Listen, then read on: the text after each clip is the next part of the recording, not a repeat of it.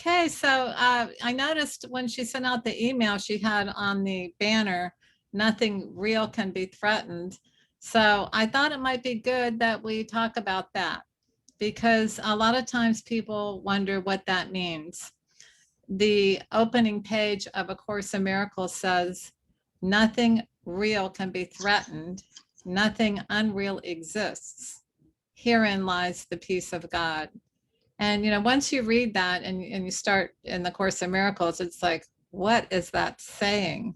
And I think we kind of intuitively know what it's saying, but at the same time, like, how do you apply it? Like, I think we can all kind of grasp our minds around and our hearts around that, you know, being threatened, if something's really real, can it be threatened?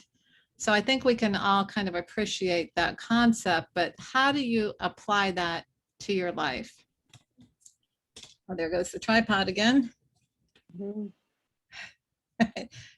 It can't be threatened that we're going to stay on this show tonight. So, so I think that it means this in the concept of love, that if it's real, it can't be threatened. And it's the only thing that is real. Everything else is not real. So love has so many forms. We worry about the planet. And so what's real here on the planet can never be threatened. We can, say things, we can do things, but what's real, which is love and which is of the Creator, can never be threatened. But let's just kind of switch gears here to a more practical sense, and how when we're in relationships, and I think this is what really the Course is trying to tell us here, is that, usually when it comes to having to forgiveness, it's not about the planet or the trees or the moon or anything like that, because that's so constant, and it never is not constant, but for now anyhow. But where we run into the problem is when we're talking about relationships. And, it's so hard to think of, like, when you're attached to someone, it could be a friend, it could be a parent, it could be a child, or it could be a lover.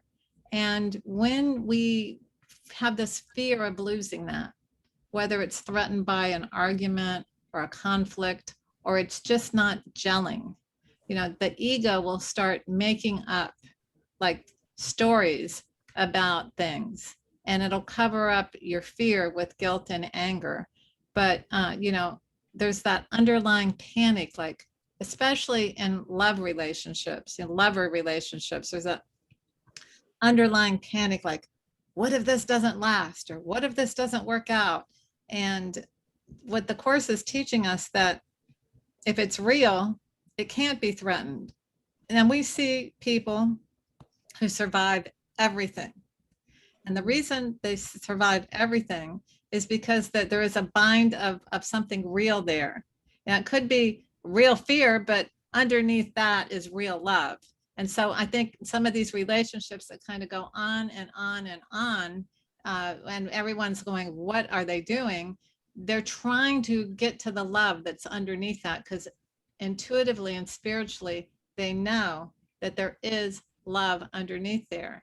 And even though, most people get locked into having to keep a relationship a certain way, if we can allow things to change form, sometimes lovers become best friends. You hear about people who get a divorce and they're still best friends because the love changed form. It went from a romantic form to a friendship form, but the love is still there. But that's not normally what happens, as we know. Normally what happens is that there's hurt and that there's a wound. And so the Course would have us use that hurt and wound to heal our past. That everything is happening for a reason.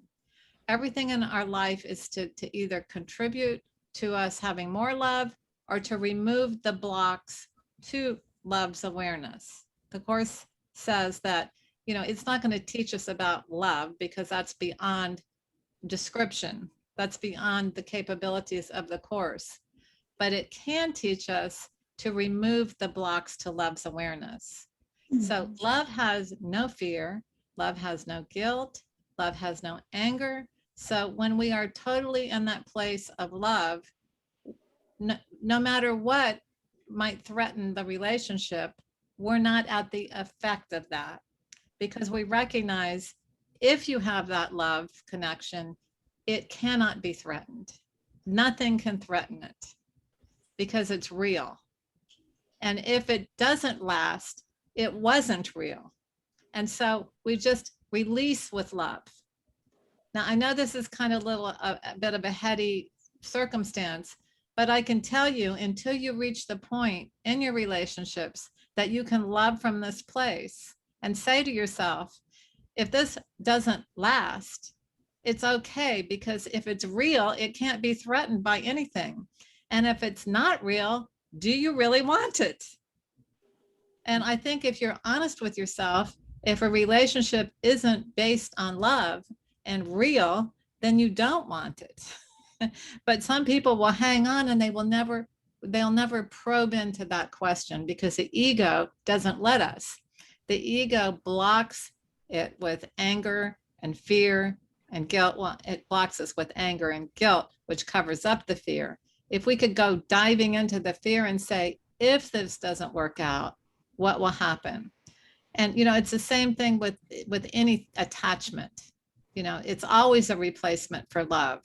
So we can't really have the real love, and it will be threatened if we're not being the love that we want. This is the key thing of the course. Like, we're trying to get something rather than trying to acknowledge what we already are. And so what is being told to us in the course is that all the love that you ever need, you already have. Everything that you're trying to get, you have it. And once you embrace that, once you realize that, once you recognize that, and you begin to say, I'm going to be everything that I want from that other, whatever the other may be. It could be career, it could be lovers, friends, whatever. I'm going to be the love that I want. Then you recognize that there is absolutely no lack whatsoever, and there is no threat at all to a relationship changing form.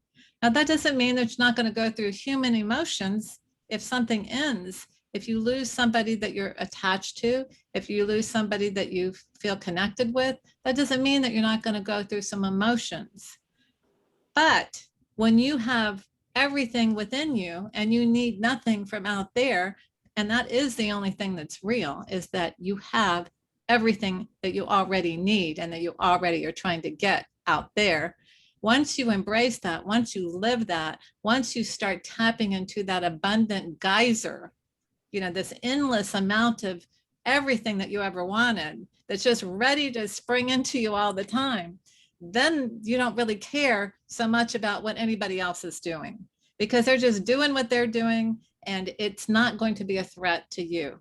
It's not going to be a threat in any way, shape, or form, because you have everything that you need, and your purpose of what you have is to just share and receive love. So if someone is not in the space to do that, love doesn't keep pounding on that door, trying to make something real that's not. It just says, I'm going to go someplace else to share and receive love. But we don't do that because the ego won't let us. The ego says, no, I want this. This is what I want. And then rather than just being the love in that situation to heal whatever wounds might be existing, to heal whatever wounds, somebody's phone's on, I think.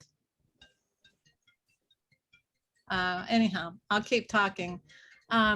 Whatever is there is trying to manifest. So when we don't want, even if someone isn't the love that you want, let's say, and you feel that you cannot remove yourself from a relationship, then the thing that's real is for you to keep loving yourself through your wounds, loving yourself and the situation, loving the relationship for the opportunity that it's providing you to heal whatever is in your past, to heal whatever wounds that you might have that have not been resolved. So that is all that's real. There's nothing else. There's nothing else to benefit. The only purpose that we're here is to share and receive love. We came down here. This is the biggest Disneyland in our galaxy that we know of. And we came here to have fun. We came here to laugh. We came here to sing. We came here to play. And if you notice, that's why music festivals are so popular, because that's why we're here. Everyone's hugging, everyone's singing, everyone's swaying around, and you know they're feeling that reason that they're here. That's what's real. We're here to share and receive love, to sing, to laugh, to play, to dance. And that's why when we're doing that, we feel that sense of connection. And then when we're not, we feel disconnected. And the only reason we feel disconnected is because we're not tapping into the one thing that's real, the love that's within you. And if you're not sharing it and receiving it, you feel that void. But the ego says, fill the void with alcohol, fill the void with pills, fill the void with staying busy, fill the void with gambling, fill the void with sex, fill the void, fill it, fill it, fill it, fill it. Don't just be tapping into that source. So we have to learn how to tap into that real, that the only thing that is real.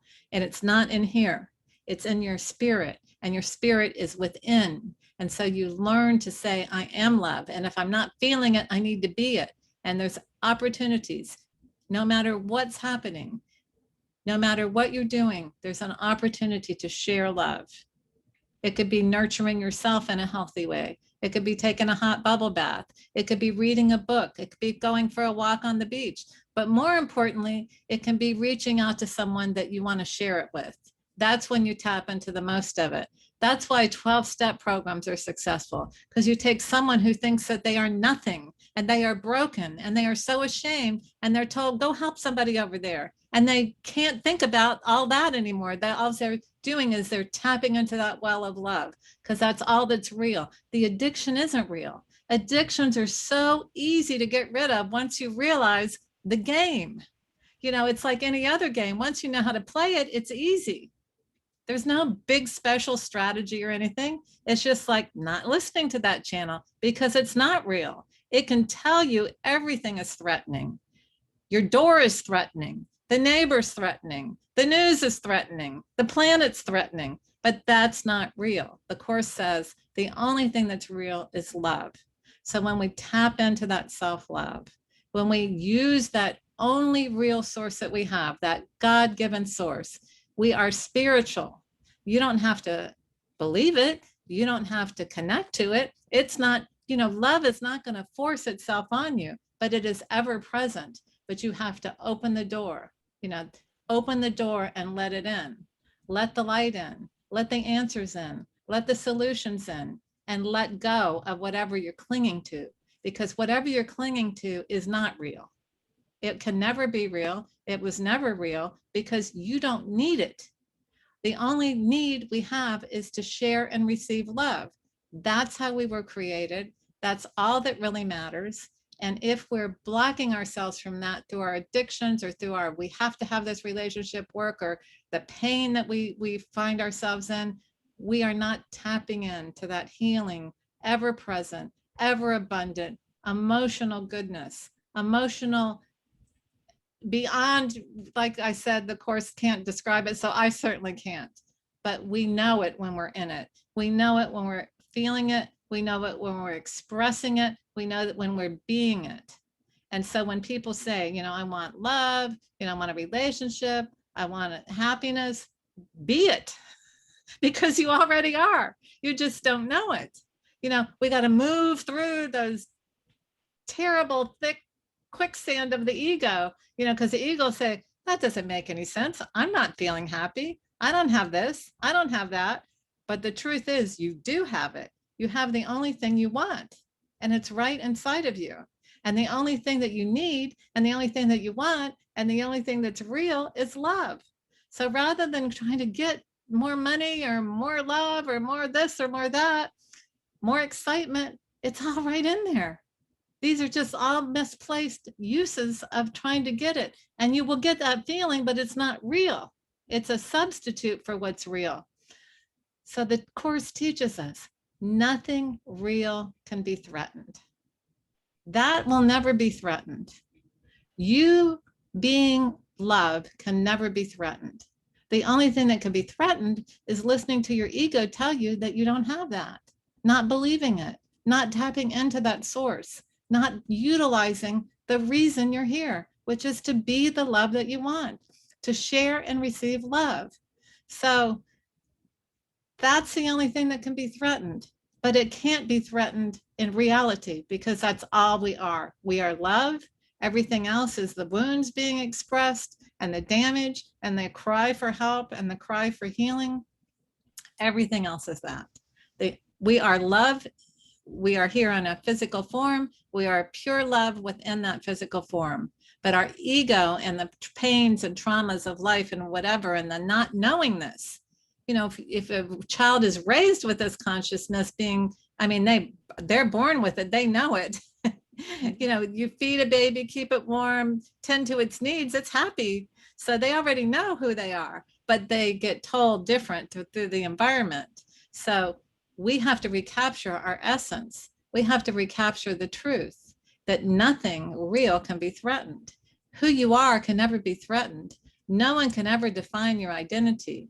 Your ego defines it and you listen to it. That's where you get into trouble. Or someone else's ego defines your identity and that's where you get into trouble. But the fact that you are truly love and perfection in that state, and you're not operating from the place of the ego, when you're only thinking about sharing and receiving love, that is all that's real. And that is where you will find the ultimate happiness.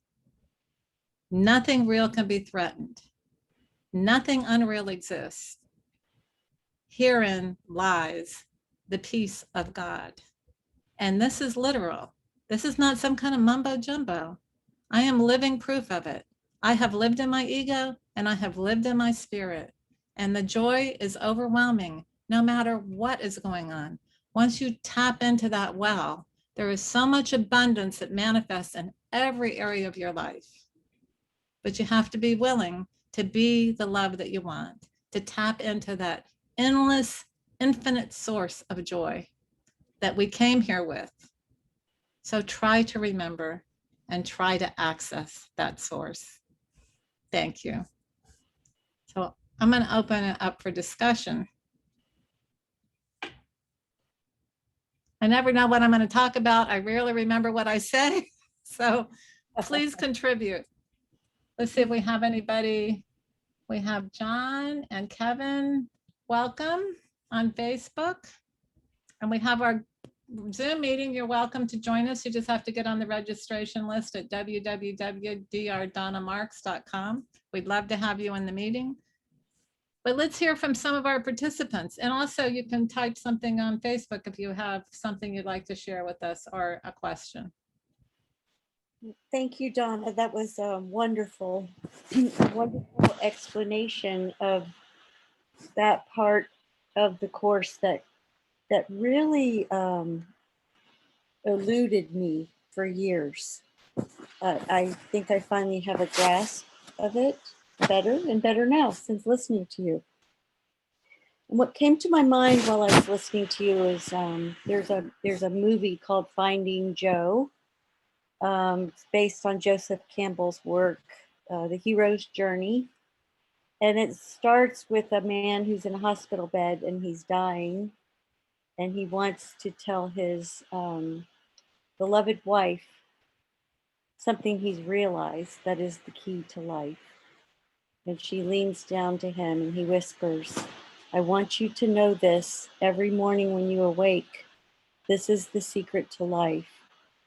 You already have everything that you need. You have everything that you need." And that just kept coming to me as I was listening to you. And The Wizard of Oz came to me as I was listening to you. What a brilliant movie. Dorothy had it all along. You know, she had the courage, she had the brains, she had the, what else was it? Courage, brains, and Heart. Heart. She had the heart. She had it all. and all she had to do was access herself. And that kept coming to me, and it is the only thing that's real. And it's so real. We've gotten so lost from thinking that spirit is not the most real thing in our being, in this experience. So that was great listening to that. And it helped me understand it better. Thank you. Thank you.